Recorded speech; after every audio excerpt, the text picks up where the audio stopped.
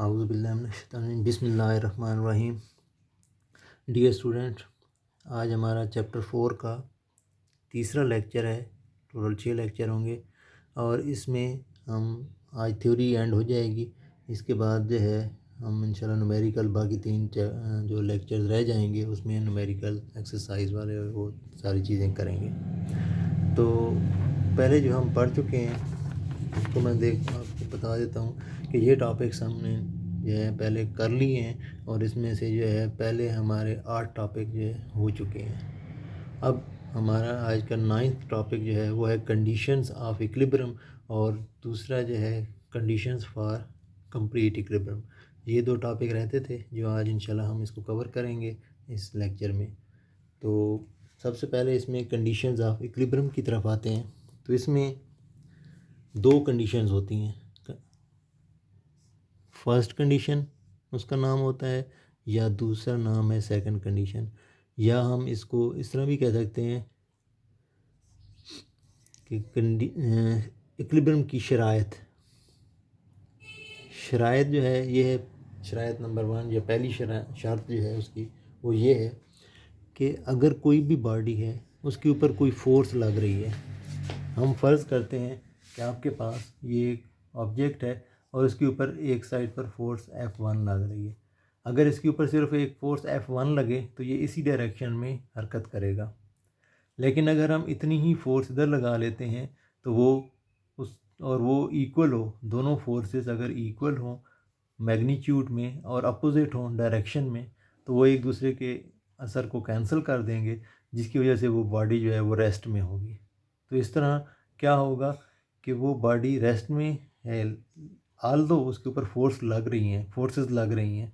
इसी तरह एक और मिसाल ले लेते हैं कि कोई एक सरफेस है, सरफेस के ऊपर कोई बुक या कोई ऑब्जेक्ट इस तरह टेबल के ऊपर पड़ा हुआ है। इसका जो वेट है वो डाउनवर्ड लग रहा है, इसका जो रिएक्शन है वो अपवर्ड लग रहा है आर, और ये वेट डाउनवर्ड है। जब तक आर और वेट आपस में इक्वल होंगे तो वो एक दूसरे के इफ़ेक्ट को कैंसिल कर देंगे, जिसकी वजह से वो बॉडी वहाँ पर स्टेबल होगी, इक्विलिब्रियम में होगी। तो इस तरह इसको हम कह सकते हैं कि ये जो फोर्सेस हैं ये किसके अलोंग एक्ट कर रही हैं, ये वाई एक्सिस में एक्ट कर रही हैं और ये जो है एक्स एक्सिस में एक्ट कर रही हैं। तो इसके लिए ज़रूरी नहीं है कि ये 2 फोर्सेस हों, जितनी भी फोर्सेस हों, अगर उन सारों का मजमूआ 0 हो जाए या उन सारों का सम 0 हो जाए तो उसको हम कह सकते हैं कि वो तब बॉडी इक्विलिब्रियम के अंदर होगी। मसलन अगर इसके ऊपर कोई और फोर्स लगती है F3 तो अब ये इक्विलिब्रियम में नहीं होगी। हाँ, अगर इन दोनों का सम इसकी इक्वल है फिर इक्विलिब्रियम में हो सकती है, लेकिन अगर इन दोनों का सम इसकी इक्वल नहीं है तो फिर इक्विलिब्रियम में नहीं होगी, लिहाजा ये बॉडी इक्विलिब्रियम के अंदर नहीं होगी। हाँ, अगर उतनी ही फोर्स इधर लगा लें तो फिर ये इक्विलिब्रियम के अंदर हो सकती है। तो इसलिए हम जितनी भी फोर्सेस लग रही हों उनका सम अगर 0 हो जाए तो वो बॉडी इक्विलिब्रियम में होती है। तो जब भी बॉडी इक्विलिब्रियम में होती है वो या तो रेस्ट में होती है या मोशन में होती है, या यूनिफॉर्म मोशन में यूनिफॉर्म वेलोसिटी के साथ हरकत कर रही होती है। तो इसको हम इस तरह भी बता सकते हैं कि sigma F X equal to 0। इसका क्या मतलब है कि जितनी भी फोर्सेस लग रही हैं अलॉन्ग एक्स एक्सिस, अब बहुत सारी हो सकती हैं, इसको हम इस तरह, इसको अगर हम ओपन करें तो इस तरह लिख सकते हैं F1x plus F2x plus F3x। तो इस तरह जो है जितनी भी फोर्सेस हैं Fnx तक ले जाएं तो उनका सारों का सम जो है वो 0 हो जाएगा। इसको हम कंबाइन करके ये लिख सकते हैं कि sigma F of X equal to 0। Same situation इसके साथ है। अब इसके ऊपर तो बज़ाहिर 2 फोर्सेस लग रही हैं जो अलॉन्ग वाई एक्सिस होता है। आपको पता है कि एक्स एक्सिस जो इस डायरेक्शन में हो तो वाई एक्सिस इधर होता है, ये एक्स एक्सिस है, ये वाई एक्सिस है। अब ये वाली forces along X axis act कर रही हैं और ये वाली forces along Y axis act कर रही हैं। तो लिहाजा इसमें सिग्मा एफ ऑफ, हम इसको लिख सकते हैं sigma F of Y equal to 0, sigma F of Y equal to 0। अगर हम इसको मज़ीद इसके ऊपर फोर्सेस 2 नहीं हैं, इससे ज़्यादा हैं, तो हम इसको इस तरह भी लिख सकते हैं F1y plus F2y plus F3y ये up to Fny equal to 0। तो इसका मतलब यह है कि जितनी भी फोर्सेस लग रही हैं अलॉन्ग वाई एक्सिस उनका सम भी 0 है, और जितनी भी फोर्सेस लग रही हैं अलॉन्ग एक्स एक्सिस उनका सम भी 0 हो। तब हम कह सकते हैं कि बॉडी इक्विलिब्रियम के अंदर होगी। तो ये फर्स्ट कंडीशन को डिस्कस करते हैं। ये आप बुक के ऊपर भी अपना इसका टॉपिक पढ़ लेना है। वहाँ पर अगर जो उर्दू मीडियम को फॉलो कर रहे हैं वो तवाज़ुन की पहली शर्त या इक्विलिब्रियम की पहली शर्त वहाँ पर लिखा हुआ होगा, या इसके बाद हम सेकंड कंडीशन पढ़ेंगे, सेकंड कंडीशन को डिस्कस करेंगे। तो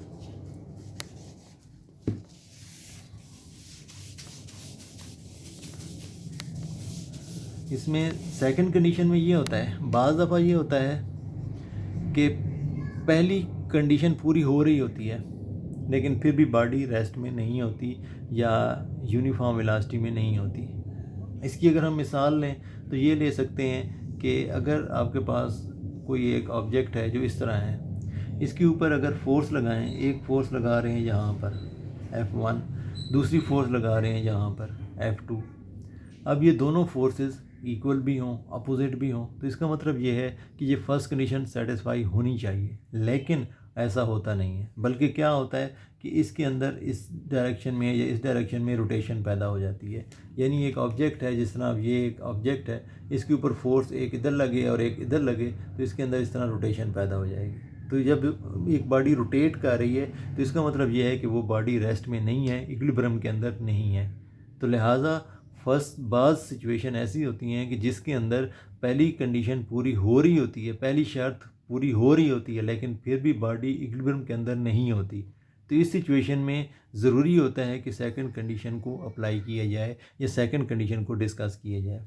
अब सेकंड कंडीशन में ये होता है कि अब देखें, फर्स्ट कंडीशन पूरी होने के बाद इसके अंदर रोटेशन पैदा हो रही है, टार्क पैदा हो रहा है। तो इस टार्क को ख़त्म करने के लिए क्या करते हैं, फिर सेकंड कंडीशन अप्लाई करते हैं। तो सेकंड कंडीशन को हम इस तरह डिस्कस करते हैं कि अगर एक मीटर रॉड सपोज कर लें या इसको बैलेंस करें यहाँ पर। अब इस सिचुएशन में क्या है कि अगर एक साइड पर कोई वेट हैंग करते हैं तो ये क्या करेगा, ये इसको क्लॉकवाइज रोटेट करने की कोशिश करेगा। इस वेट की वजह से इसके अंदर क्लॉकवाइज रोटेशन आएगी। ये फिक्स पॉइंट कह लेते हैं या फलक्रम कह लें। अब इस क्लॉकवाइज रोटेशन को जब तक हम यहाँ पे स्टॉप नहीं करेंगे ये इक्विलिब्रियम के अंदर नहीं हो सकता। तो इसलिए एक और यहाँ पे मैस हैंग करेंगे और उसका जो है वेट कह लें या मैस कह लें, इसको एंटी क्लॉकवाइज इसकी रोटेशन में इसको ले आएगा, जिसकी वजह से क्या होगा कि जब क्लॉकवाइज टार्क इसकी वजह से क्लॉकवाइज टार्क पैदा हो रहा है और इसकी वजह से W2 कर लें और इसको W1 कर लें। W1 की वजह से क्लॉकवाइज टार्क पैदा हो रहा है और W2 की वजह से एंटी क्लॉकवाइज टार्क पैदा हो रहा है। तो जब ये दोनों टार्क इक्वल होंगे, टार्क क्लॉकवाइज और टार्क एंटी क्लॉकवाइज इक्वल हो जाएंगे, तो वो बॉडी इक्विलिब्रियम के अंदर हो जाएगी और इस कंडीशन को सेकंड कंडीशन का नाम देते हैं। तो इस तरह कोई भी बॉडी जिसके अंदर हम इसको मज़ीद सम अप करके ये लिख सकते हैं कि sigma torque is equal to 0 हो, तो वो बॉडी कोई सेकंड कंडीशन को सेटिस्फाई कर रहे हैं। क्योंकि फर्स्ट कंडीशन में हमने ये लिखा था कि सिग्मा एफ़ इक्वल टू 0। अब सिग्मा एफ़ के अंदर दोनों आ जाते हैं, एफ एक्स भी आ जाता है, एफ वाई भी आ जाता है। इसके अंदर sigma T is equal to 0 होगा। सिग्मा टी का मतलब ये होगा कि सारे टार्क का जो मजमूआ है वो 0 हो जाए, चाहे वो क्लॉकवाइज है चाहे एंटी क्लॉकवाइज है। ज़रूरी नहीं है कि सिर्फ 2 मैसेज होते हैं, मैसेज ज़्यादा हो सकते हैं, इधर हो सकते हैं। यहाँ पे मुख्तलिफ़ सिचुएशन में इसके ऊपर टार्क प्रोड्यूस हो सकते हैं मुख्तलिफ़ वेट्स की वजह से।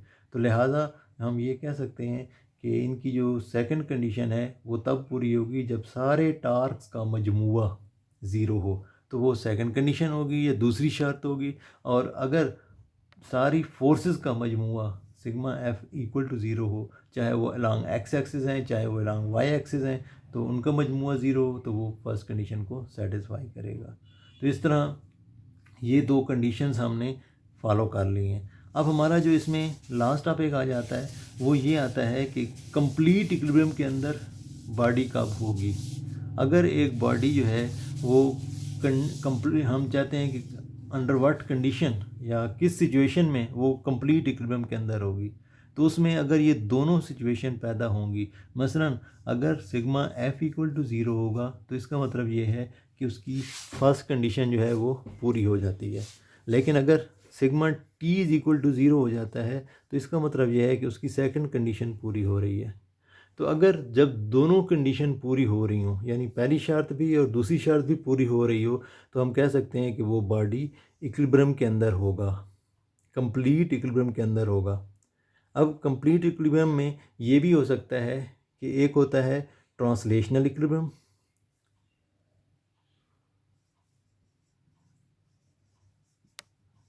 ट्रांसलेशनल इक्विलिब्रियम, और एक होता है रोटेशनल इक्विलिब्रियम।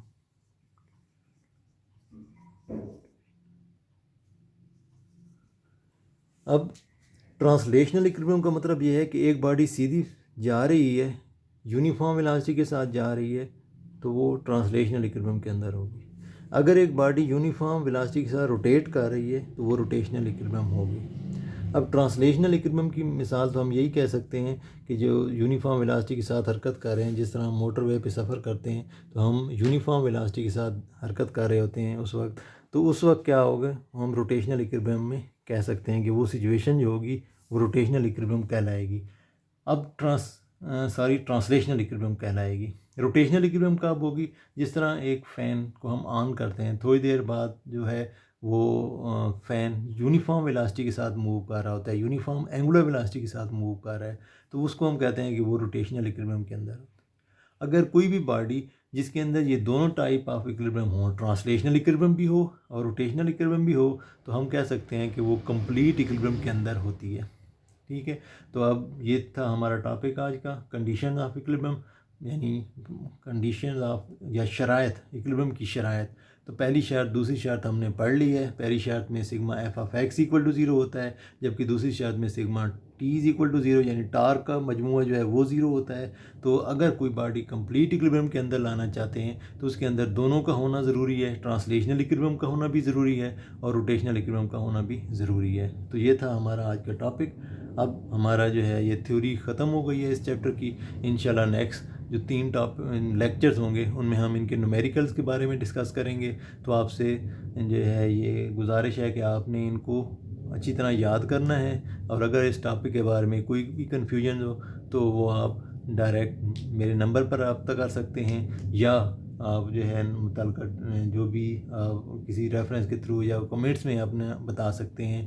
तो अगर आपने कोई कन्फ्यूजन हो तो आप इस नंबर पे रब्ता कर सकते हैं, जो कि मेरा पर्सनल नंबर है, जिसमें अगर आप कोई कन्फ्यूजन होगी तो वो इंशाल्लाह आपकी दूर कर लेंगे। अल्लाह हाफ़िज़।